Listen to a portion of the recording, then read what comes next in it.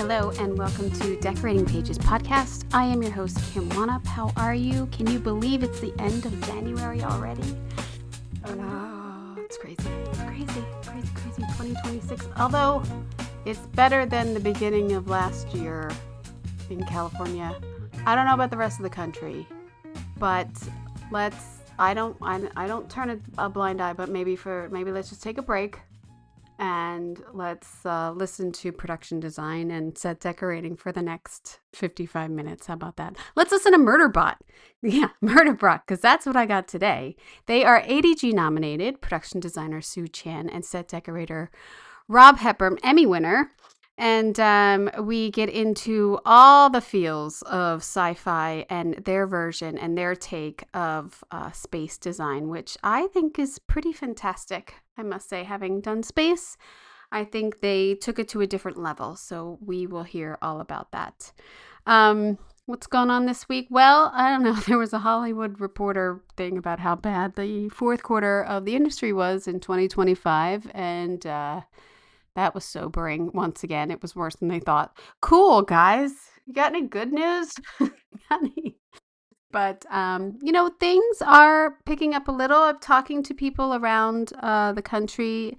New York seems to be a little busy and picking up. And yeah, I don't know. I heard that from someone in New York. So let's pick that up. And things are going in LA. It's just not booming or busy or I don't know. The aisles in the prop houses are pretty full. That's kind of how you know if it's busy or not in our world. So yeah. So today, the BAFTA nominations have come out. Obviously, I'm doing this before that. And the voting window is right up on your ass for that. So the BAFTA, if you're a BAFTA voter, the second round starts tomorrow. And also starting tomorrow is ADG final voting. Now, the ADG final voting goes all the way till February 25th, with the awards happening the 28th, which I will be on the red carpet interviewing people. And I hope you stop by if I have never met you, because I feel like I've met people doing this. And I'm like, oh, yeah, I know him. And I'm like, no, I don't. I've only interviewed him. He don't know me. So it'd be nice to shake a hand, give a hug, and actually meet people. And I'm very excited. I will be live on YouTube. Whoopsie. I don't know how I'm going to do that. I don't really know how to be live, but I'm working on it. So if you see any live videos on YouTube right now, don't judge. I'm practicing. I'm going to practice. So you could check that out if you want. You can also check out today's episodes and all of the other episodes if you want to listen to interviews from any ADG, Oscar, SDSA nominated pieces. I have so many. So I'm very lucky. And you can see the drawings. You can see, a lot of them I have their drawings. I took them from their ADG presentations. So you can see drawings of how these things come to life and set photos and all that jazz. So what else? What Wannop's watching? So I try to give a little bit of what I'm watching in every episode because I like to watch old movies, and if they stick out to me, I like to share that. And I just started to do them as Instagram posts so you can visually see what I'm seeing. I thought maybe that might help. One of the ones that I have never watched, that Hamilton woman. And so I finally put it on. I love Vivian Leigh. Laurence Livy is in it. Her character is very Gone with the Wind. It's very Scarlet. Production designer Vincent Corda and set decorator Julia Hernan for this, 1941. So it's a couple years, because Gone with the Wind was 1939. So it's a couple years after Gone with the Wind. And it's about a woman who's, she's deceived into marrying this other man, but he's rich, so she's all in. And she becomes like a really important person, and it's in Italy and during the Napoleon years, and this sailor comes to town, Laurence Olivier, and she kind of whores it out. So I don't know. It's not morally, it's not a great movie, but it is a beautiful set where she lives in like this palace and everything. One of the details that really stood out to me was her bedroom.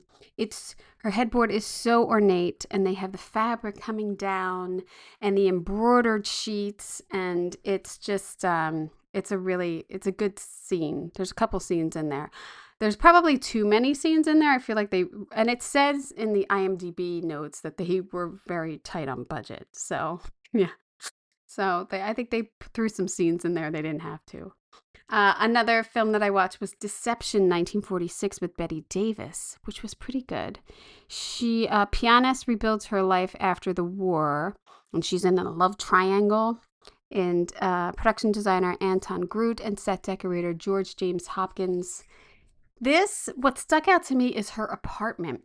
So it's 1946, and it's this like warehouse type apartment with this huge angular window on the side. Like the whole room is like half window. It seemed very 50s to me, even though it was 46. And there's some very interesting pieces that she's collected for the apartment. And one of them was a lamp that's like this food dog, and it's in like many shots, and they even talk about it. So it's a good little time capsule of 1946, I thought. I know I talked about it last week, The Rip. I put that on again because, like I said, the below the line people are going to get paid based on the viewership of The Rip. So put that on. That was part of Matt and Ben's, as if I know them, their deal. And so that to me is really awesome. And if I put it on every so often and just let it run in the background, who cares? I want people to make money off that. I want crew members to make money off that. So throw it on in the background. I don't care if you don't like it. Like, just get that viewership up for them. But they did have a great set in there. If I talked about it, it's very textured, messy house, layers upon layers of clutter. And yeah. Production designer Judy Becker and set decorator Walter Pluff. Great job on that one. I found this film. I don't know if you've ever seen it. I've never heard of it. Sometimes I venture off my production design list of nominees and winners that I have to the best picture list. And 1972 Cries and Whispers. Never heard of it. And I was like, and I saw like one of the set photos, and I was like, oh, that looks interesting. The set on a whole is interesting. It is blood red. Every room, the wallpaper, the furniture, the carpet, everything is red. But their costumes are all white. Very few things are not white or red in this film. It's about a woman who's dying, and her sisters and her caretaker are taking care of her. And there seems to be a love triangle. I'm going to be honest, I didn't finish it. I think it's in Russian. I think Slavic. I don't know what. I don't know. There were subtitles, and it was very slow, like super slow. And the woman's dying, and I can't do it right now. So, but production designer Mariket Voss and set decorator, which is not listed, but they did have a prop master, Gunelia Jacobson. It was nominated for Best Picture, Best Director, Best Screenplay, Costume Design, and Cinematography, and it won for cinematography. I forgot to look up who it was against, but that's kind of crazy to me. So the sets, cool. Like if you need a reference of a red room, Cries and Whispers, 1972. So yeah.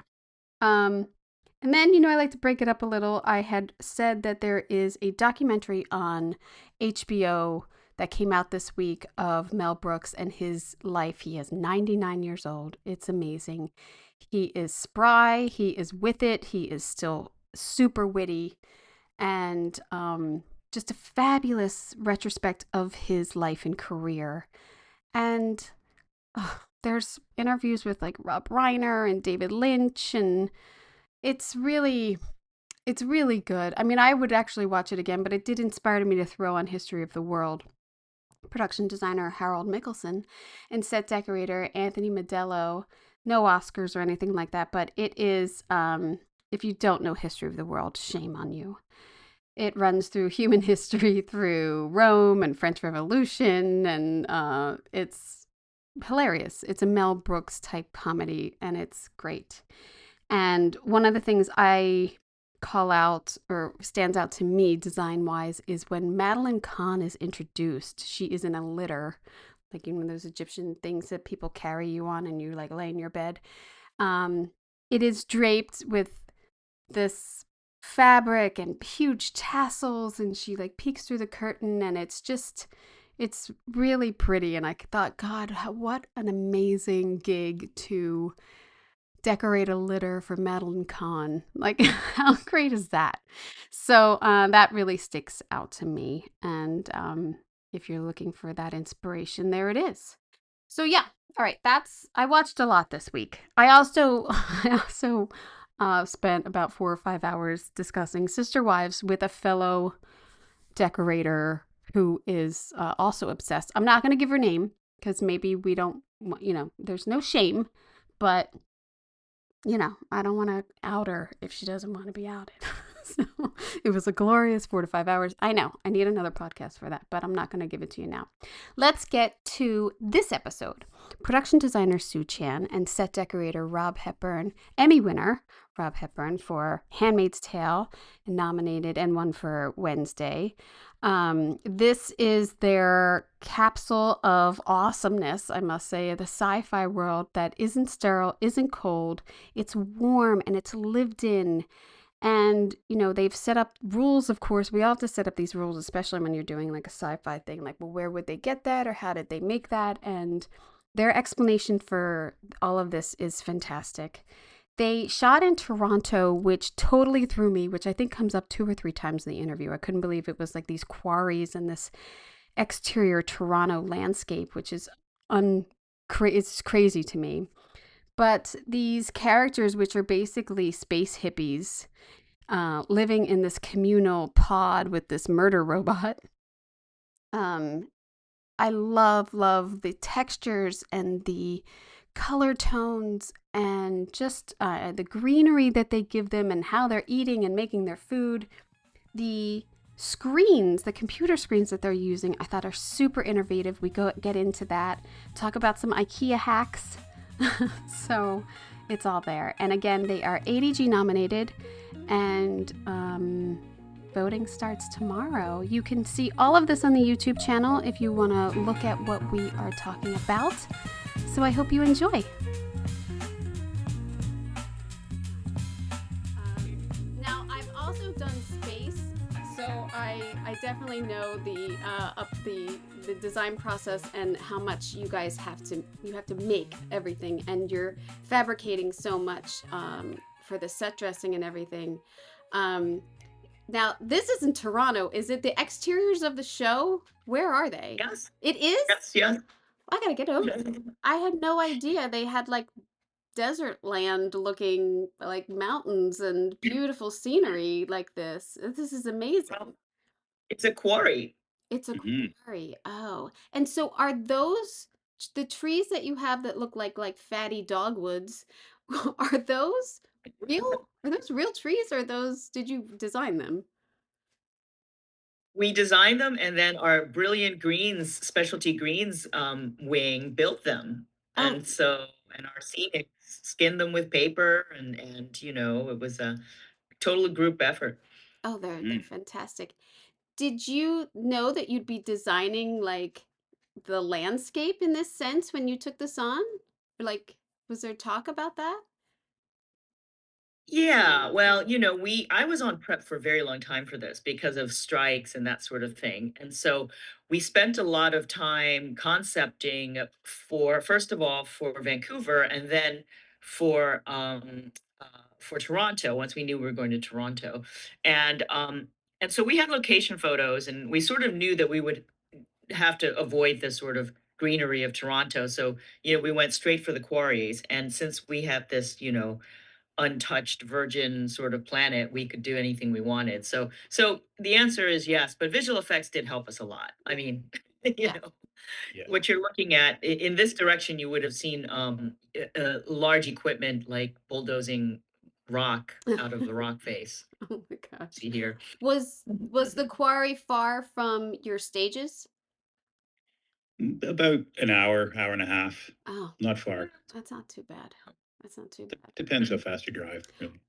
The yeah, the design of the exterior of this, like the module or the place that they're living is so unique, and I just love how they've made it their own, and how the lived in effect of it, and just making giving that little bit of color to it. Was that something that you came up with, or was that scripted? Was it, the color palette for this? That happened early on in the design process because, the Prezox team are these sort of hippy dippy folks. And, Rob did a great job of dressing the interior with their sort of Etsy kind of crafty personality.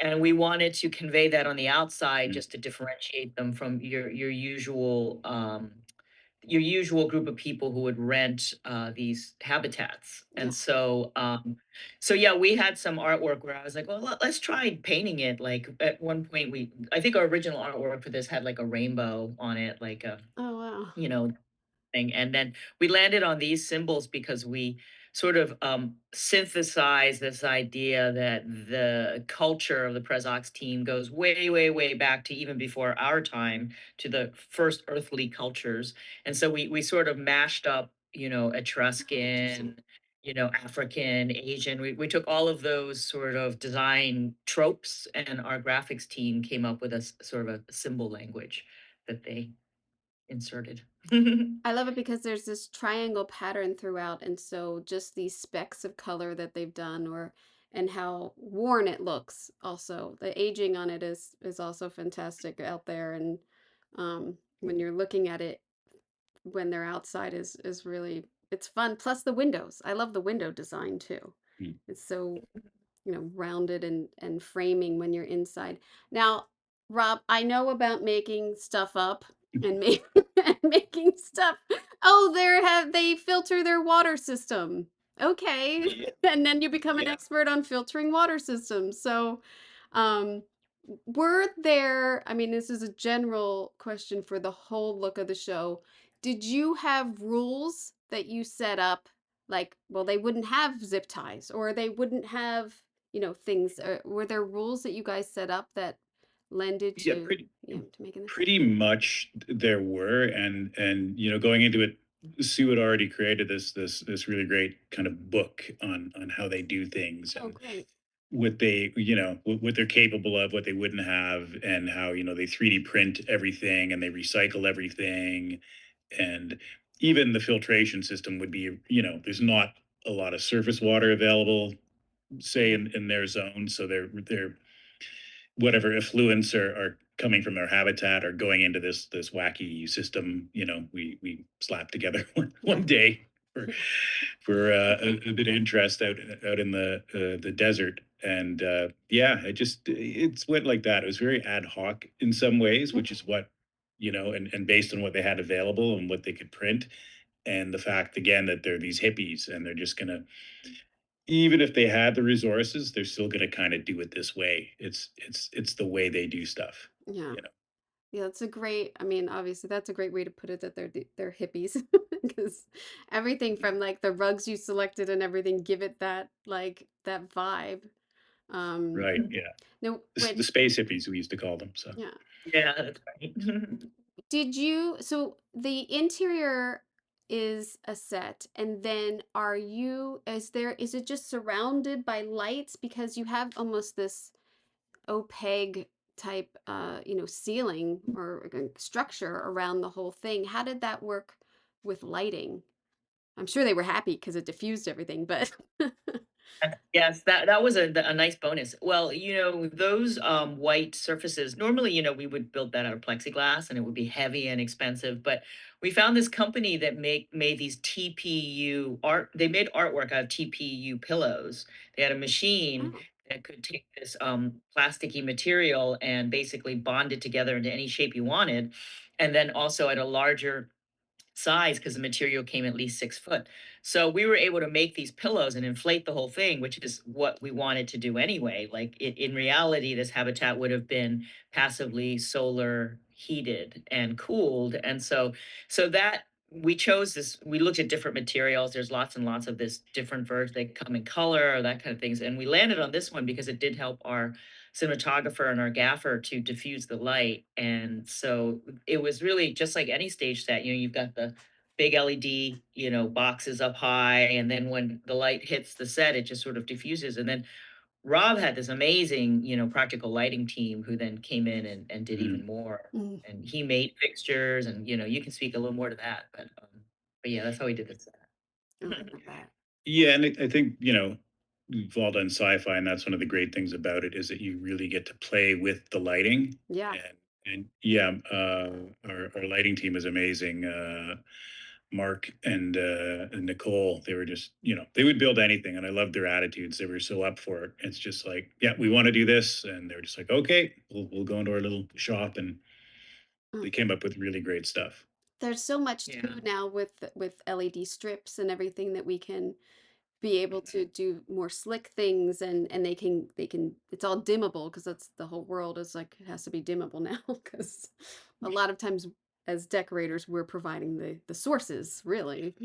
Yeah, as you know, more and more, and especially again in this kind of environment, Yeah. there were just so many different practicals and applications, and as you know, everything is in the dimmer board, and down to the last pixel kind of thing, and yeah, W- super important and very effective. So what would you say your percentage of fabricating the furniture versus, you know, real like built the real furniture that you sourced?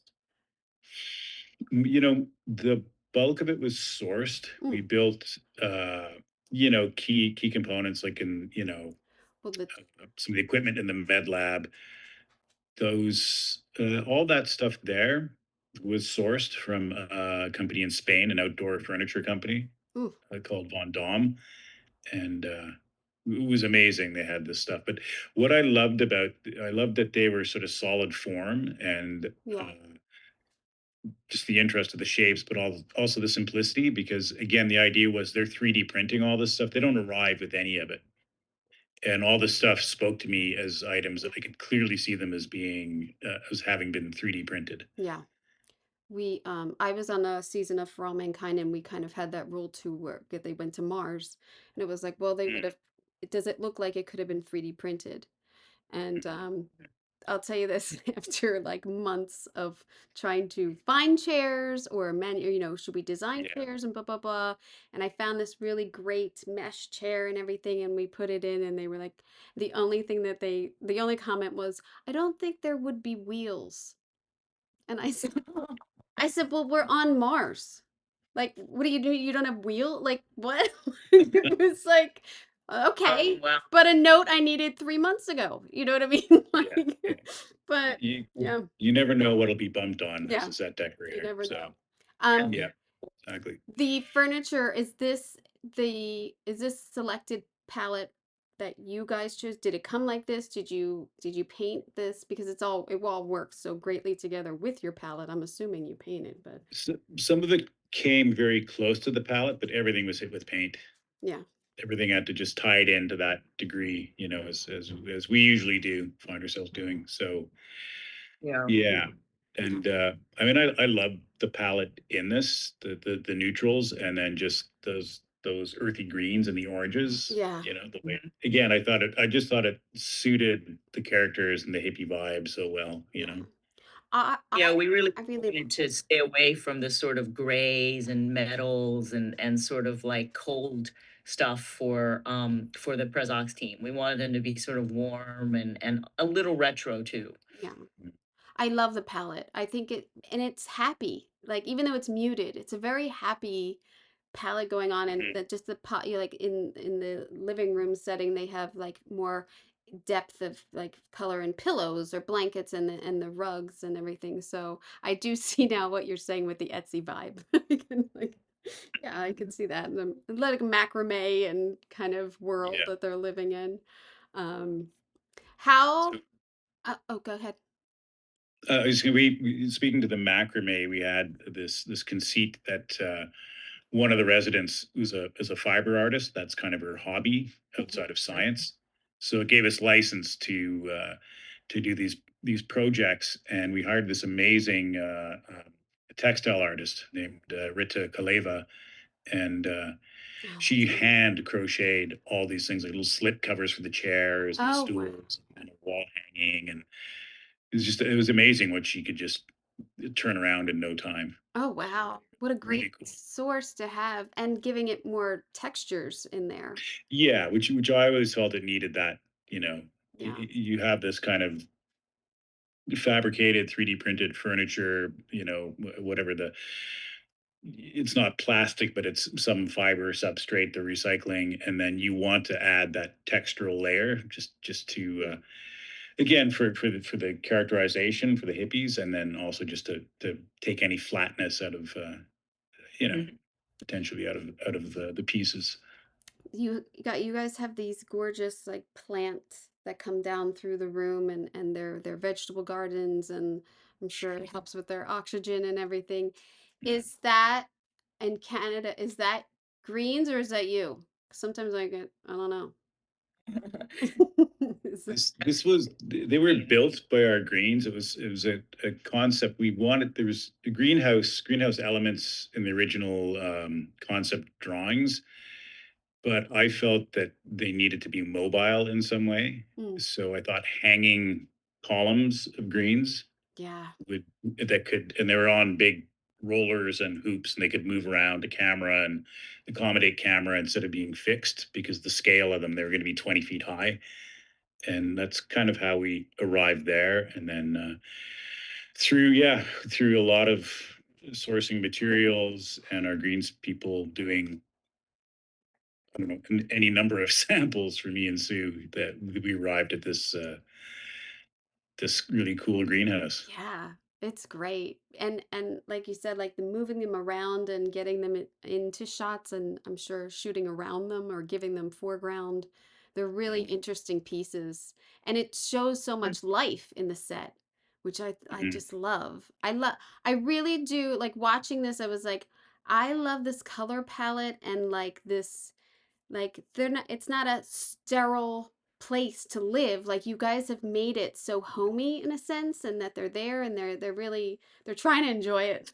They're trying to, Yeah. but yeah, it's really great living spaces that you guys have for them. Well, Um, that's great to hear, because I think that's what we're striving for. oh And yeah. Yeah.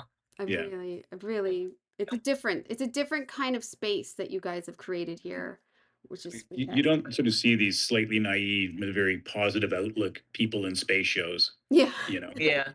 they're always so Yeah. dark. And It's usually quite grim, and Yeah. so yeah, because we're dealing with a comedy, but we also wanted to play up the contrast between these guys and the Deltfall team, and Mhm. then the Great team. That these people really they care about the world they live in, and they care about their culture, and they're always going to bring that around with them, as opposed to the other folks who are like, okay, how do we get in, Yeah. get what we need, and get out of here, Right. and so we more with the dark silver, we yeah. hew to the sci-fi tropes for them, and not with these guys.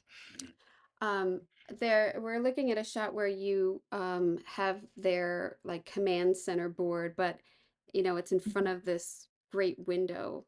And to be able to get the greenery in with them constantly is really great because it just reminds you like, they're on a planet. They're not like in space. They're on a planet, but it's with them at all times. It's really great to have these large windows looking out into like a forest and then the technology in front of it. Um, I also love how you guys did screens. I mean, I know some of them are like in the air and everything, but is it plexi and then tablets on top? How did you achieve this look? What is it? Well, those are OLEDs, so they're flexible screens that can actually bend. They're curved. They're Oh, very thin. oh, Maybe like, what do you think, Rob? Like 2 or 3 millimeters maximum. And Yeah, they're yeah. yeah, and they're very high definition, and you can buy them on Amazon. So we bought as many of them as we could afford, and then we sandwiched them between plexiglass, that we put curves in. Rob will tell you this was a real like R&D nightmare. Mm. Yeah. Yeah. It was a lot. It was definitely a group effort. Set dressing. I believe you guys ran point on it, right? Or did construction have somebody build these? I can't even remember Ye- 100%. But Yeah, I think we farmed out this particular unit to a builder, a sculptor builder who does a lot of stuff for film to make that the mainframe. I think that the craziest thing are our playback guys. They Oh, re- they met the challenge. Let's just say that to figure out the OLED screens and just the cabling and yeah. very sensitive, very delicate. And on a film set, that sensitive and delicate are not the best words, No, no, but they really pull it off, and they're super cool because I haven't seen them before in a no. show. I love them. I love Yeah. the look of them. I love Mhm. how advanced it looks. It's really, and I do, and the whole console putting it on, I thought is really great too, to have it like clear and not just a big clunky console. It's really nice. yeah, well, that's nice to hear because we really sweated over this. Oh, I love it. And I know, I mean, I don't know if you have a slide that shows in the SecBot factory, but we have truly cylindrical ones You're right. where we really push them all the way to as far as they could bend. But those are not in the first episode. I think they're in like episode 2 or something like that. So I don't know if we're like allowed to highlight them in terms of award season stuff. But yeah, we had a good time Yeah. figuring this out. No, I mean, I Yeah. did the whole season in like 2 nights because I didn't realize it was a half hour, and I was like, "All right." Mhm. And then I was like, "Oh, half hours. I am good. I get to do one more before bed. Like this is awesome." I love dark humor, so I was in. Like I love like how like a little crazy he is and just Yeah, all yeah. the different personalities in the that they have in the group is great too. Um, am I wrong? Am I? This is the ship. This is not the. Yeah, this we were talking about the ship before. Yeah, it's the hopper. Yeah. The hopper, and then I do have a shot. I love. Is it like an egg foam like bed they have there? Is that egg It's foam? What is that? Yeah, the bottom, it's actually all camping combinations of camping foam. So Oh, there's the bottom layer is like a silvered camping foam, high density foam, I think I have more. and the orange ribbed Oh, back there. mattresses are just those really slim inflatables. Oh wow. How much prep did you have? Not Never enough. enough. Never enough. But I mean, more than most half-hour shows, and a lot less than most sci-fi shows. Let's put it Most- that way. Yeah, yeah. Yeah, I had a lot of time in terms of the pre-production, but with not Rob, having no Rob and his team and my construction guys. It was like a boots on the ground, run kind of thing Mhm. once we started. So what do you think, Rob? Was it like 12 weeks? Uh, I remember I started 12 weeks out, but they weren't full weeks. The producer had us on these weird kind of Well, um, weird floating schedule down day things. I don't know why they didn't just have us in full time. And then well, the 8 weeks hard prep.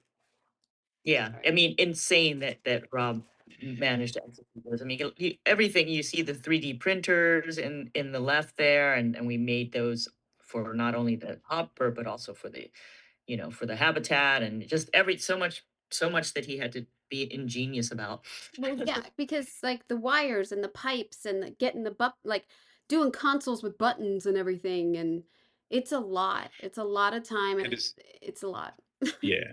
If you know sci-fi and you do, yeah, exactly. And I think sometimes production come in with their standard templates, and they don't realize that no, this isn't. We're not No, just going to the prop house kind of thing. no, no. Not that that's the way I like to do it anyway, but as you know, as a set decorator, supply chain is everything. It's the killer. You have your concepts and you know what you want to do, but Yeah, to source it and get it there on time and install it is just quantity. you're always Quantity is our problem here.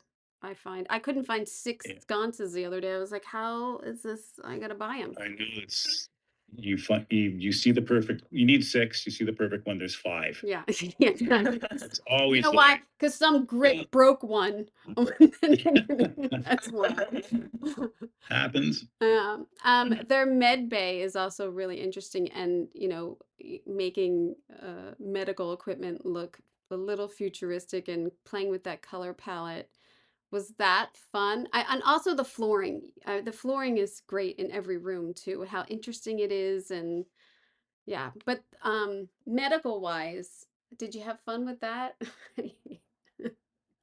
Yeah, I mean, again, it's always that it's that sci-fi struggle, but the beds were great because I found a company that just does medical beds and aesthetic beds and that, and we found the perfect ones. And the main thing about it again was just working with the palette and the texture, and I Yeah. had them all vinyl wrapped Oh, in great. in that metallic orange, and I think Yeah, they just came out great they do. in that palette. And then I think the other machinery in there, I think, was months and months of design that went on and on. Yeah. Yeah, yeah. I mean, because even the medical lab, everybody is healed through 3D printing. Yeah. So these machines are meant to be these super medical robots, and Mhm. that's when visual effects takes it over. But still, I mean, we had to convey the sort of icky side of medicine, hence, all those tubes and there's all this diagnostic stuff, but it's science fiction and we only have a certain amount of space, and so Yeah. we wanted to hint at the things that we all understand to be medical stuff, but also cue a future in which it doesn't, you don't need to have a total sterile environment, you don't need to worry about blood everywhere, the Right. fluids are all sort of chemically engineered, on and on and on. So all of that is in there sufficient to sell it without us getting too deep into it, given we only had whatever 4 weeks or something to Yeah. do it. Yeah, there's a great scene. It's later in the show, but like doing surgery, like hand robotics and everything, and I'm sure props had fun with that, but it's Yeah, like yeah. it's We had great props too. They rose to the occasion also with the Mhm. sort of the challenges that they had to overcome.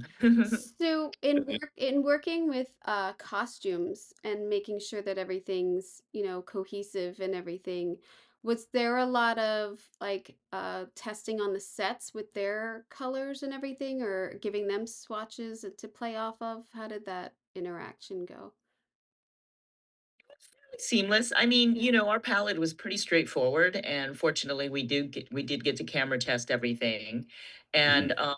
and so I think, fortunately, we were in sort of a family of warm oranges and tans and things like that. So there was a lot of latitude. So I don't think we ever went wrong with any of the color Oh, choices.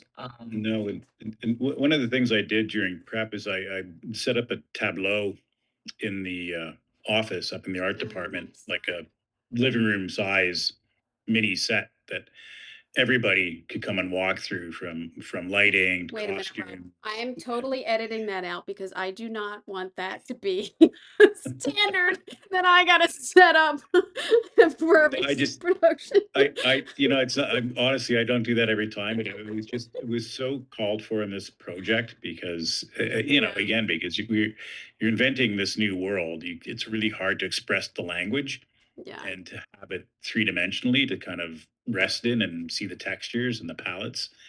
It was really beneficial for this project. yeah. But yeah, it's not. Don't. I'm Whoa. not going to set up the medieval tent village in the Whoa. office if I can avoid it. It was like a little IKEA living room, and it Oh was my really God. helpful because Yeah. you have two DPs, you have two showrunners who aren't always there, you have robot, like you have setbot costumes, you have all of it, and greens and all of it. So, and the lighting part of it especially was like, how is this gonna look, and with these Mm, materials, but it all worked out. yeah. Did you have a specific piece that really gave you trouble? Was there a design element that kind of was like, "Oh, I just can't get this to work out," or, was there anything that was your hardest on the show? Because it's hard. I mean, you didn't have a ton of prep. I mean, it's hard. I mean, I don't know. I don't know if you feel this way, Rob, but I feel like the regen chamber that Murderbot gets fixed in, like that Oh sort yeah, of Do I have with the C rings that go back and forth and fix Murderbot. That yeah, was that was a lot of it was a lot of this? tinkering. Yes, that guy. Yes. And we were yeah. at the last minute dealing with, whether you could see the components through the, wires there and all of it. And but I think it turned out great. I mean, Yeah. It did turn out great. You can see that we did kind of make the outside of it. We had to make it opaque for VisFX because we invested so much time and detail on the inner workings, but you do see them on the inside of the ring and they're all lit, and Yeah. then when you get in close in the VFX, it's really cool. So but yeah. that was that kind of dressing you're doing where there's you're there with three technicians in front of the camera, like Yeah. coming up with ideas on the spot to Yeah. help VisFX. What if I Yeah. did You this? don't need and the things you don't want to ruin this beautiful thing that's been built. So Yeah. it all worked Yes. out in the end, as it does. And special effects, had to rig the whole thing. So there's Oh two yeah. guys on the wall there with pulleys and all of this, making it go up and down Mhm. and the you can't see that because he's against it, but that sort of yoke that he's sitting in is 3D printed, I think, Rob, right? And Oh. Yeah, at a price. yeah, And quite a price. certainly was. Yeah, it certainly was. And Our set I don't know if we ever see his seat I when he's. I think we only see it when he's in it, so I don't know. in there when it's empty, you might catch it, but you might catch it. Yeah, it was amazing that contraption had the physical elements that it did, and wasn't just a CG element. The whole Right. thing, and but I think it really helps that you get that, you feel that mechanical dimensionality to it, Yeah. which I think is And great. it's different than the rest of the look. Like it's for the robot, like the scanning and everything. It's a great design. Um, I have so many things to talk about. I mean, you designed a show within the show, which is has to be like so much fun, and the costumes in this also are fantastic. But yeah. this, how many stages did you have? Did you have like We three, had two big stages, two? Yeah. but then this was done on a volume stage. This It is was a yeah. stage. Yeah. So this is you've created the floor and all the walls are volume. How is this working? No, this is Yes. real. This is real though, No. isn't it? All the walls are everything you see behind Skarsgård there is all volume work. Oh wow, It's all an asset that was projected onto the volume. that's crazy. Rob built those consoles and he did all the screens. That's all us, and we built the platform in the middle. But so we basically have an island of reality Mm, surrounded by a uh, like a this. CG universe. Wow, how fun was it to get to do like almost the opposite of like these dark colors and like and then the brightness and like the big lights and everything. I mean, that's fun. I don't know. It's like you got two personalities on one show. Yeah, people love Sanctuary Moon. It's Yeah. so funny. So many Mm. people, not even just fans of the books, but other people were just so tickled by just making fun of Star Trek and Yeah. sort of like putting this sort of wacky thing in the middle of our show, which was already pretty wacky. So, Oh, I have a shot of it as it's built and seeing the volume now. I didn't realize that before. I thought that there were walls I thought those were big walls. I thought- that's good. No, This video is Yeah, yeah. it's very convincing. Yeah. Yeah, oh no, yeah, it's great. there's a lot of hurrying about whether, it would detract from it that we had to do it so quickly because it takes a long time to build assets for volume wall, and we did this very quickly. But because it's so heightened and so colorful and so, frankly, a little cheesy, it Mhm. kind of worked for us. Yeah, it's like disco. It's like all of a sudden they're like in disco. It's like great. Um, Rob, did you have a favorite set throughout the show? Like even anywhere or It's changed episode to episode. It's like this is going to be a cool one, and you pull it off. I think the Setbot Factory was oh, really fun. I don't know Yeah, that. Yeah, I love it. Me too. I would agree. But I need to give Rob some snaps because this set that you're looking at here was actually has had 3 reincarnations. It started out as the conference room, and then it became a restaurant, and then it Oh, became this hotel. We had to oh. I turn it around in 3 different sets. I Mhm. couldn't get a shot of that restaurant, but I actually loved the dome lights in every table and how Mhm. Oh happy yeah. lighting would have. I'm sure they loved you that day. You like lit everyone for them, or if that was I'll say they were very happy yeah, yeah, with that, and we worked very closely with the gaffer on that. How we were gonna pull that off, and yeah, yeah. that was a win for sure. Mhm. I got a real kick out of that set too because it was sort of kind of intentionally. I kept calling it the oligarchs cafe. Like it just had a vibe that was a certain kind of money that was Yeah. paying for it and being thrown around there. Yeah. I don't think I have I don't have a of the beds, like the bunk beds that you have. I don't think I have that one. Oh, yeah, the sleeping pods in the hotel. Yes, I don't have that one, Yeah. but that's fun at the it's at the end, but it's a fun set to like, they're niched into the wall and lit so like dimly. It's really pretty. Mm. It's a really pretty Mhm. set that was created there. And again, you know, what are their sheets? What are their, it's a big discussion of what their sheets are. What are their Yeah, no, pillowcases? exactly. I think we had tatami mats, Mm. and then we had a natural fiber like linen, and then we had these our standard IKEA space pillows, which were just an IKEA foam pillow with no pillowcase. Yeah. That Right. was super effective. So Yeah.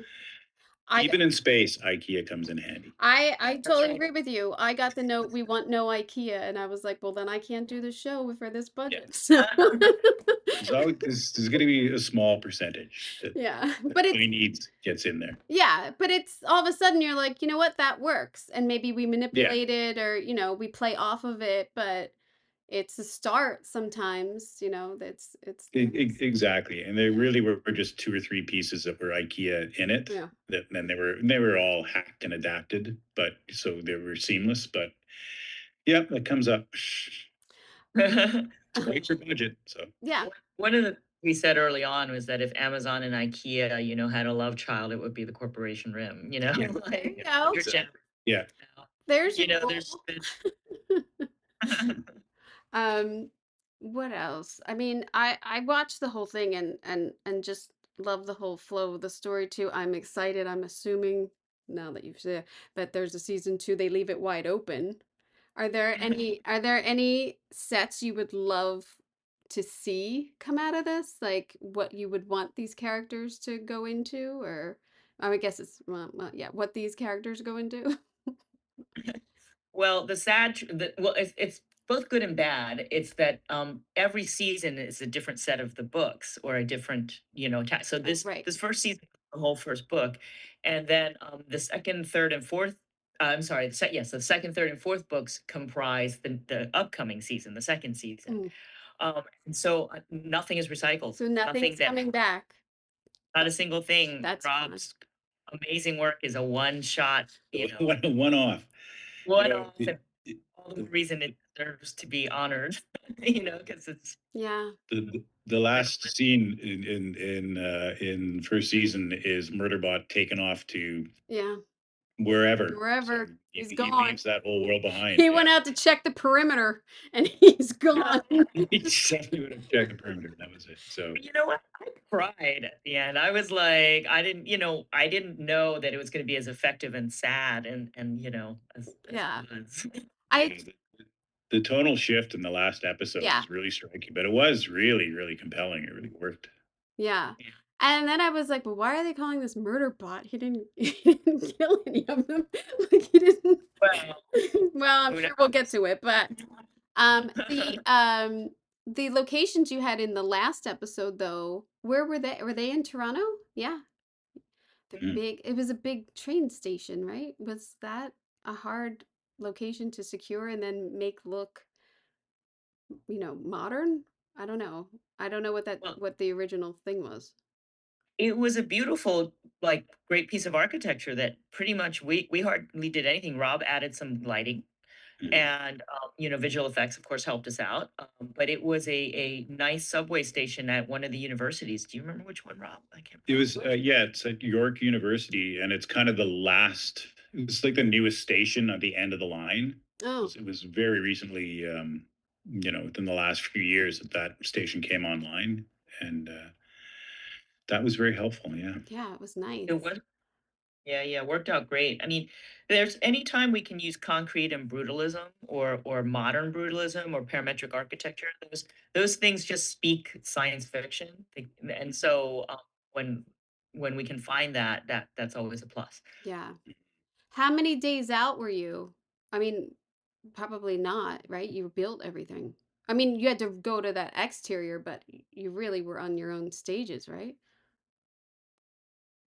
Rob, what do you think? Uh, we were mostly in the stages for sure, but we always had to get out for those exteriors, those hopper. The hopper was always going somewhere on the planet, and then it was always a new environment.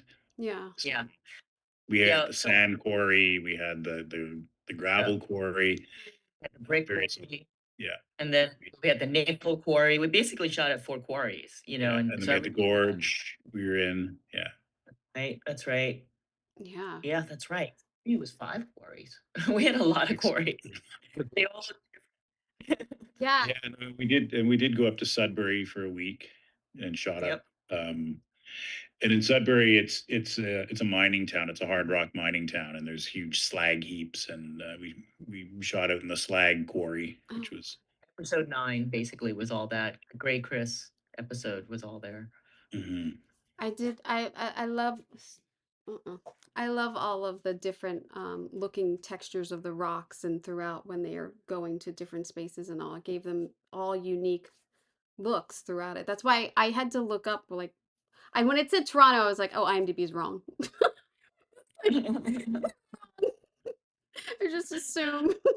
Don't know my geography. Um, well, awesome, guys. I'm so glad I got the opportunity to speak with both of you. But and just, you see shows and you're like, "Oh yeah, I'll catch that." But then like to sit down and like right away be so into this and the design of it is so fantastic. So, I'm so glad that I got to watch it. So, thank you for chatting with me. I really No, you're appreciate it. welcome. So Really glad you excited. liked the. I don't know, let's just ADGs, Emmys. It's all it's all coming. Yeah, it's all coming up. So who knows? You never know. But fantastic work. Congratulations. I know it was a lot of Thank you. work. I know it was a lot. So Yeah. congratulations. It was fun. There really wasn't a lot of strife. I mean, I think you would agree, right, Rob? I mean, there's always the usual strife, not enough money, not enough time. But I think Yeah. as a team, I think the sort of, and also you can see the cast is great. There was a lot of joy around the set. So Oh, that There was a very good energy on this from the showrunners down. that's good. Everybody was nice. Oh, Which that's is, Yeah. awesome. yeah, I love that. yeah, Yeah. be rare. Yeah, Yeah. it can be. It can be. But we get lucky sometimes. So I'm glad to hear this was a good one. So, thank you guys. Enjoy your day. I can't tell you how wonderful it is to speak to all of these creatives and hear about the work, and then getting recognized by your peers means a lot. And I know that some people don't, and that sucks because maybe if there was one more spot on there, it would have been like it sucks that it's down to 5 in each category or something. You know what I mean? Because they're so different. Like, how do you put even, let's just say, one battle against another against Frankenstein, like in the Oscar race? It's super hard. It's very hard. So I applaud everyone and what they do, and this inspiration that I have seen over this award season has just been amazing. So I thank everyone who has given me time to share their work story and their process. It's meant a lot to me. I've really appreciated it. So let's see what else. That's it. That's all I got. I have a plethora of interviews coming up, including Pluribus, Dancing with the Stars, Lightning, or Murder by Lightning, and a lot more ponies. I got a lot coming up. So stick with it, especially in these next couple weeks of voting. Still have some really great contenders to talk to. So again, please subscribe, leave a comment. It means a lot. It helps the podcast so much. It was number 53 this week on the Apple iTunes chart, which I can't thank you guys enough for that. I'm very proud of that. And yeah, it makes a difference. Also, if you want to subscribe for special bonus episodes, last month was Cedric Gibbons and Edwin B. Willis of just the cornerstone of our production design world. One of them, Gone with the Wind and Gaslight and American in Paris. I mean, the list goes on. He has over 1,000 credits, so it goes on and on. But I did, I think, 13 of the films. I released 6 of them in the bonus episode last week. So check that out if you want. And then next month's, as in February, as in next week, which I will release, will be College to Call Sheet, How to Get a Job in Hollywood in the art department. Yeah, I know I have done something like that previously, and then it is in the masterclass. But to update it and just give a new, fresh, direct map. Well, there is no direct map. We all know that. But a map. Some sort of map to help anyone. That's what I'm trying to do. So, yeah. I hope you got an earful. I'm Kim Wannop for Decorating Pages.